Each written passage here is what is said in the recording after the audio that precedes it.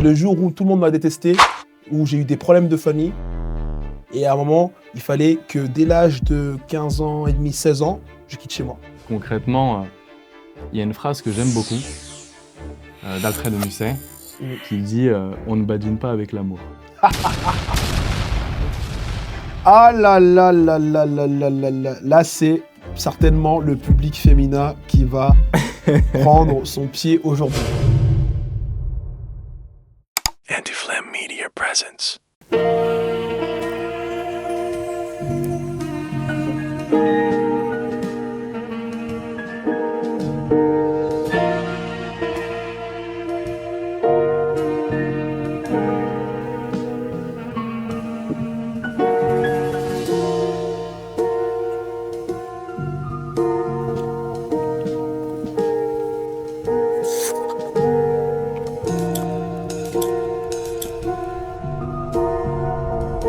Jenny's on the road. Jenny, thank you, Jenny. Quelle est la dernière fois que...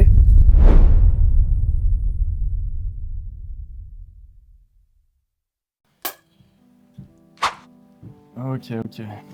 Mon cher ami, Yes. tu pioches? Ah oui, c'est moi qui pioche. Let's go. Je dis pas non. Je dis pas non. Et là, je prends celui qui est devant moi. Ah là là là là là là là là. Là, c'est certainement le public féminin qui va prendre son pied aujourd'hui. Ok. Quelle est la dernière fois que tu as exprimé l'amour? Amour. Vaste sujet, très complexe, très touchy. Est-ce qu'il n'y a que les femmes qui peuvent expérimenter l'amour? Alors, moi, je pense que messieurs qui nous regardent également vont se reconnaître dans nos dires. Ouais.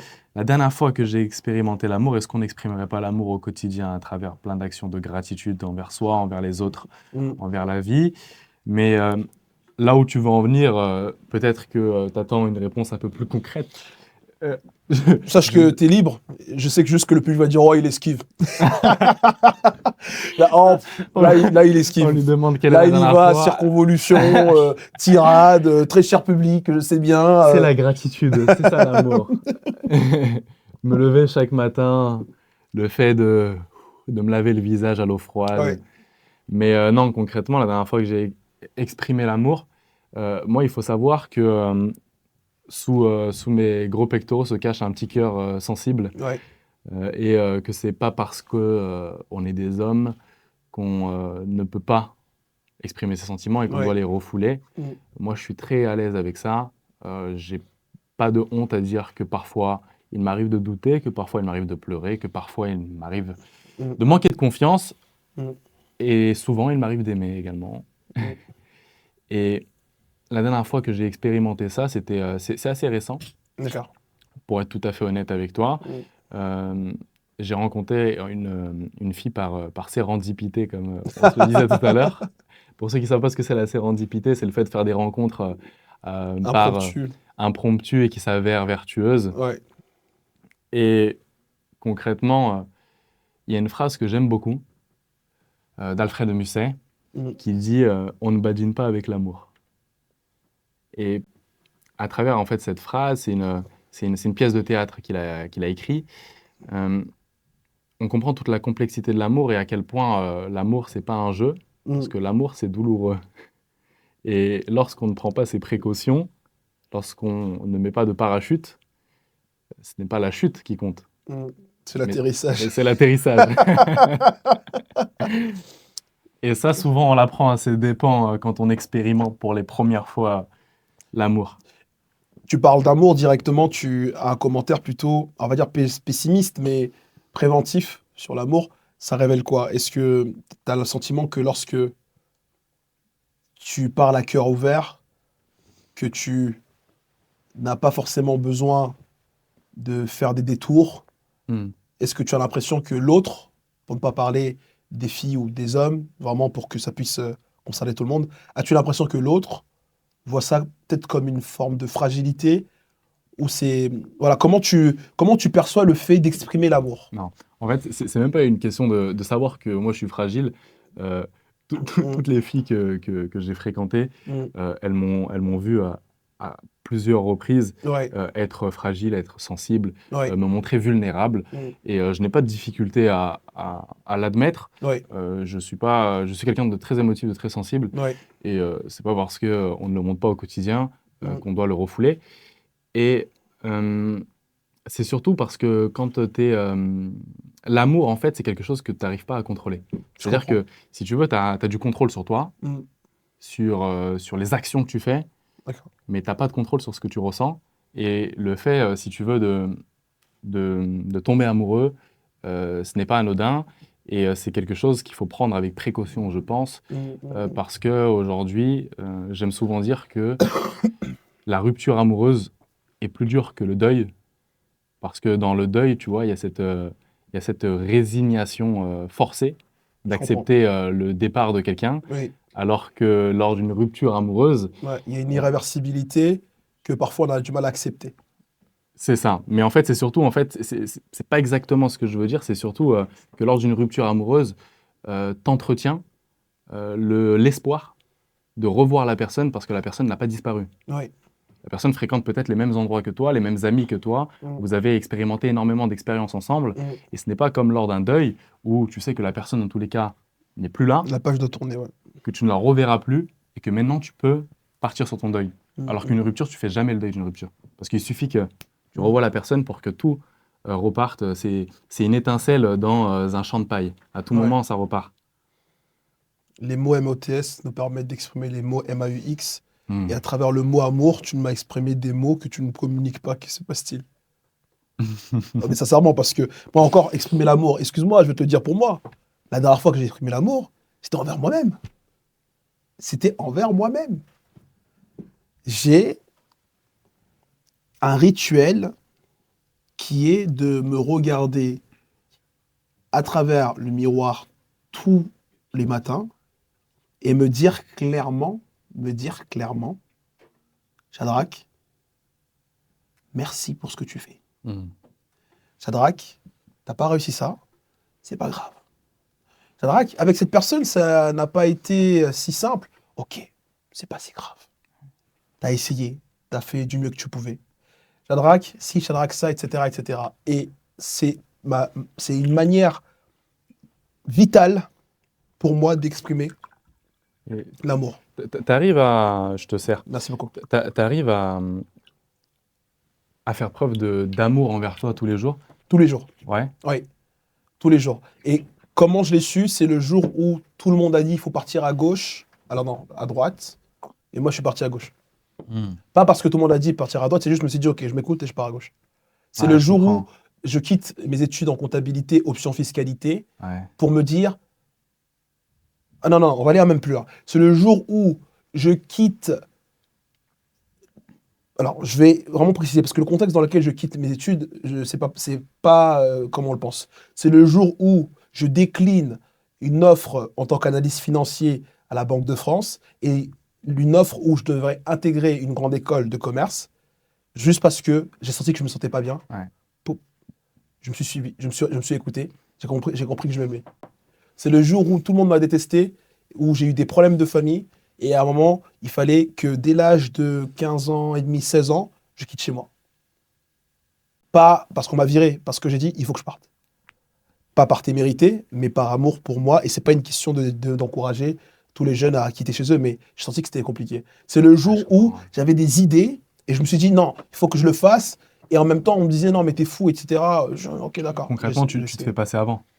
C'est pas que je me fais pas ça avant, c'est que j'essaie de m'écouter. C'est pas pareil. C'est vraiment important de poser la subtilité. Parce que se passer avant, c'est forcément rentrer dans une logique de comparaison. C'est juste dire que quand il s'agit de ma personne, qu'est-ce que je mets en avant? Et c'est pas pareil. Par exemple, si je te dis, là on est en train de discuter, et que je me dis, il faut que je passe avant toi, ça peut être très impoli. D'accord? Mais si, durant notre discussion, à un moment, je ressens quelque chose de négatif dans la conversation que j'ai avec ma propre personne, la voix qui aura au-dessus de moi pour dire que du bien de moi, ça sera mon amour propre.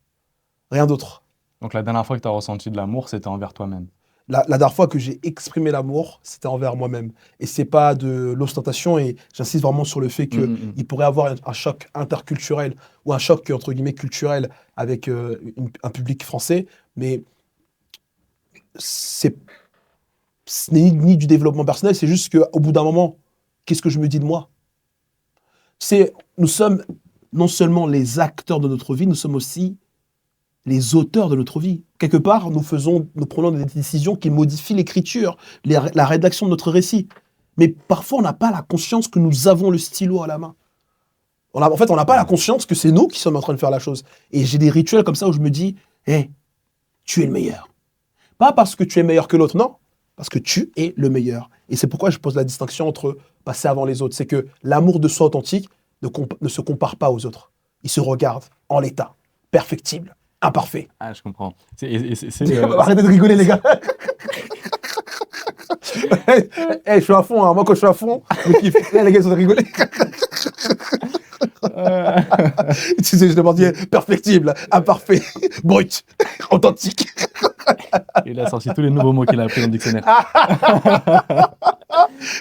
C'est bien. C'est pas grave, je m'aime. La vidéo est sponsorisée par Larousse. Mais tu voulais dire, excuse-moi. Mais c'est intéressant ces rituels c'est primordial. Où tu te dis des choses. Et c'est cette question en fait de discours interne.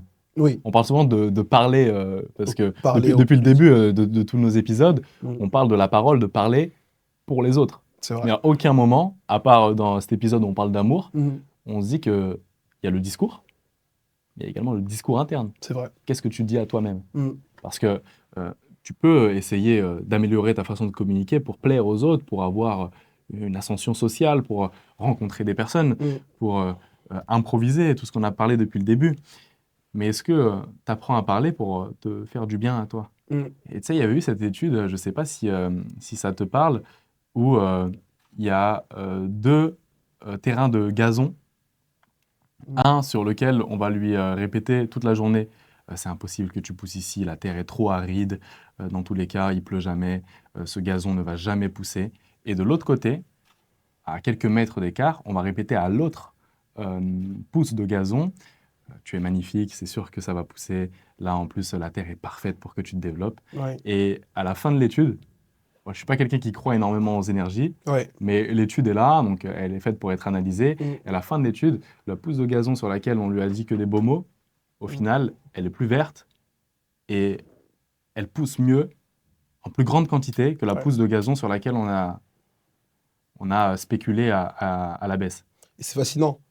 De même que c'est fou ça quand même. Les êtres, alors je veux dire, les pousses sont des plantes, c'est ça? Ouais, c'est ça. De même que les plantes sont des êtres vivants, l'être vivant que nous sommes a aussi cet effet-là. Et je ne sais pas si tu as déjà entendu parler de cette étude de Robert Rosenthal. Robert Rosenthal, dans les années 70, a fait une expérience extraordinaire. Qu'est-ce qu'il a fait? Il a dit, OK, allons dans une classe, demandons aux professeurs de dire à leurs élèves qu'ils vont réussir. Ou d'avoir un commentaire négatif à leur égard.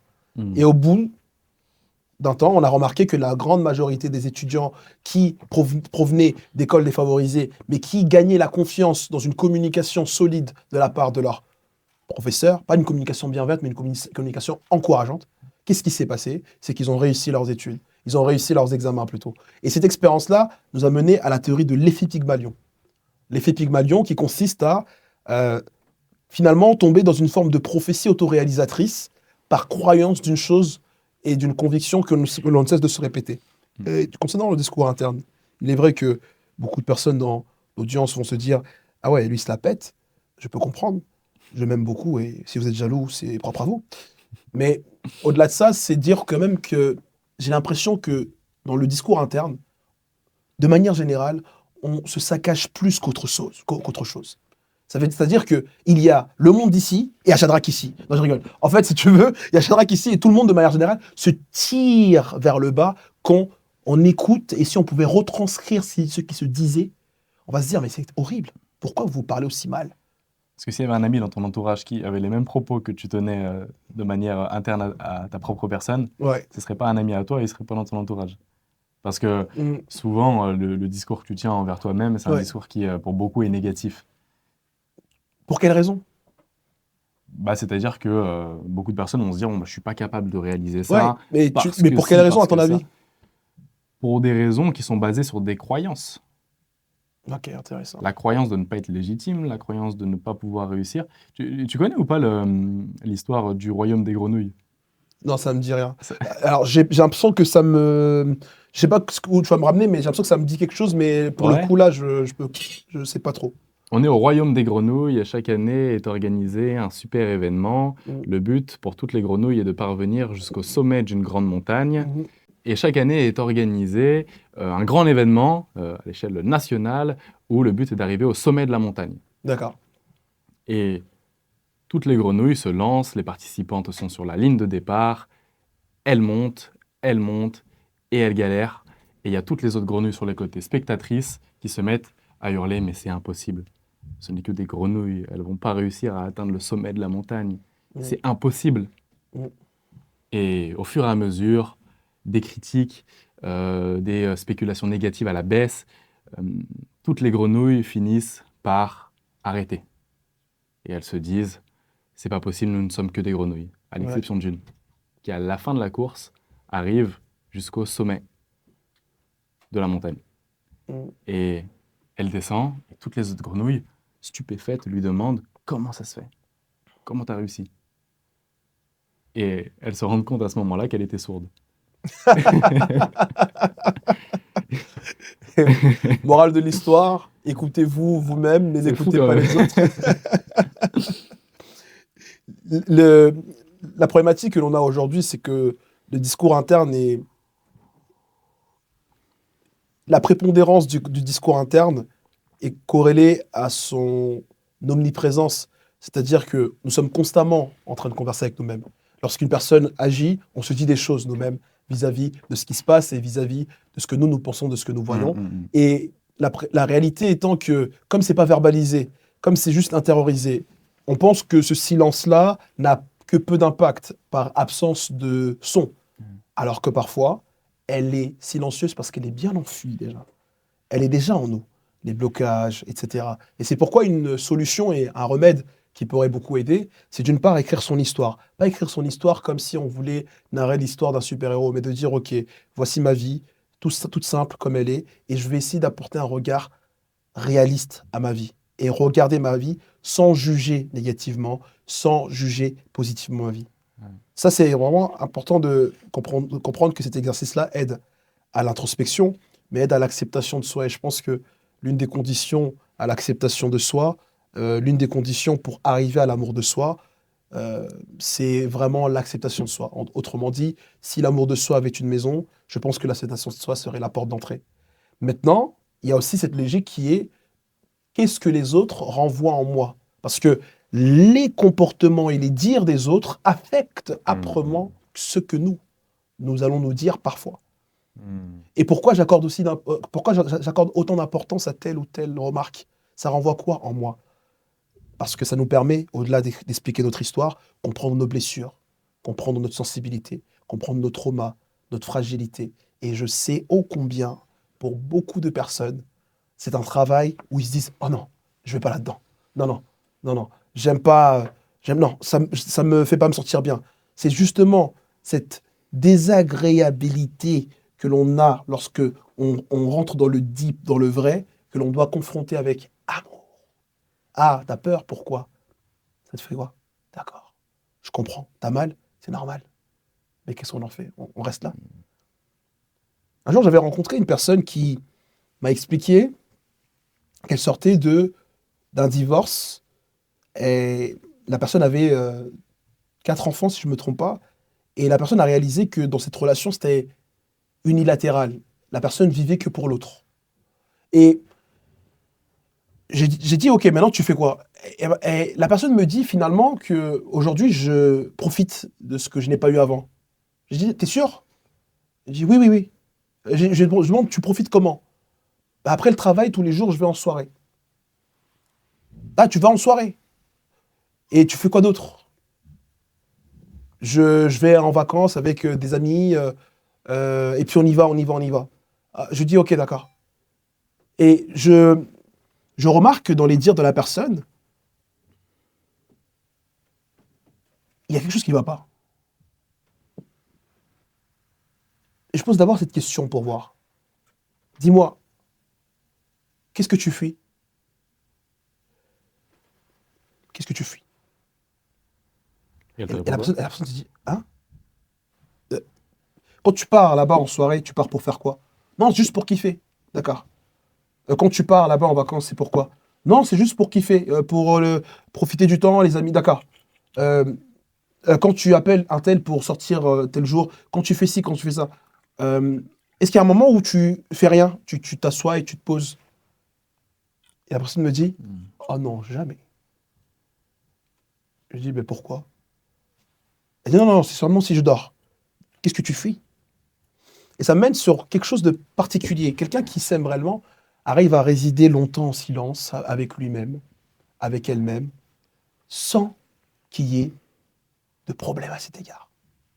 Souvent, on est oh non, là, là, là, là, là, là, là, je me sens bien, ouais, Et wow. quand tu es tout seul, en fait, et pour beaucoup, on ne supporte plus sa propre présence, hein. C'est ça. Et le droit à l'ennui n'existe plus, Ouais, notamment parce que tous les moyens sont bons pour utiliser son téléphone lorsque tu t'ennuies. ouais. Donc tu te retrouves jamais tout seul. Mm, Et concrètement, moi je suis de la génération Z mm, où on a baigné dans toutes ces technologies, dans le fait d'être ultra connecté. ouais, Et j'ai eu des expériences professionnelles où moi j'étais sauveteur. d'accord. Quand tu es sauveteur, tu n'as pas le droit d'avoir de téléphone parce que si y a quelqu'un qui se noie pendant que tu es en surveillance et que tu étais sur ton téléphone, tu es condamné au pénal. Waouh. Donc, c'est-à-dire que tu prends la totale, hein, comme si tu l'avais buté le gars. Et tu te retrouves assis sur une chaise toute la journée, de 9h à 20h, tout seul. Avec très peu de conversations.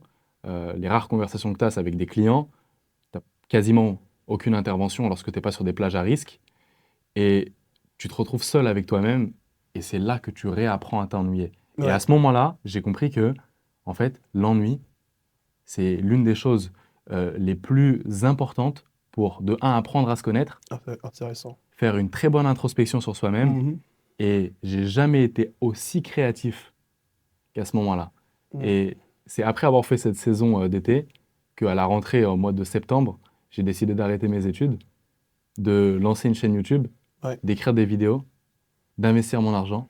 mm, Tu peux même pas t'imaginer à quel point le fait de me retrouver seul et de développer, de réapprendre à m'ennuyer pour développer ma créativité, ouais. ça a changé ma vie à ce moment-là.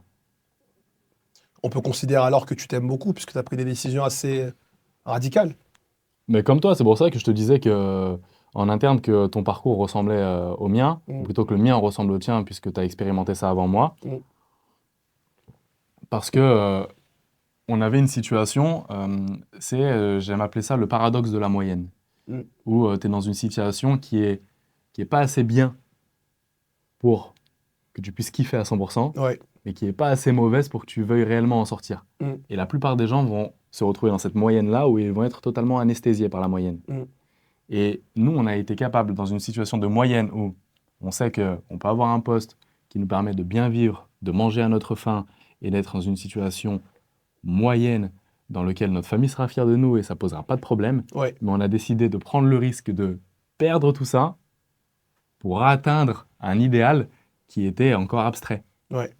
Et c'est pour ça que, à ce moment-là, toi comme moi, on a fait preuve d'un grand amour envers nous-mêmes. Mm, Et ça, c'est l'une des choses que je ne pourrais jamais regretter, parce qu'on peut regretter le fait de ne pas avoir expérimenté, mhm. mais je pense que très rarement on regrette le fait d'avoir expérimenté quelque chose. Ouais, c'est intéressant. C'est vraiment cette différence que tu poses entre les regrets et les remords. Exactement. Je pense Les qu'on oublie regrets de... étant le fait de vouloir revenir sur une chose faite mais mal faite Ouais. ou pas faite comme on voulait la faire. Et le fait des remords, c'est plutôt essayer de ressasser sur le vide, sur nos inactions. Je crois que c'est l'une des pires choses, hein, de se retrouver au pied de la tombe et de se dire, Mm, pendant ma vie, il y a tellement de choses que j'aurais voulu faire. Les cimetières sont pavés d'idées mm, inachevées. c'est ça. Et c'est l'une des phrases qui me percute et qui m'impacte le plus, je pense. En ce sens, moi, j'aimerais exprimer à toutes les personnes qui me suivent depuis les réseaux, à toutes les personnes qui me soutiennent depuis longtemps, les proches comme les personnes lointaines,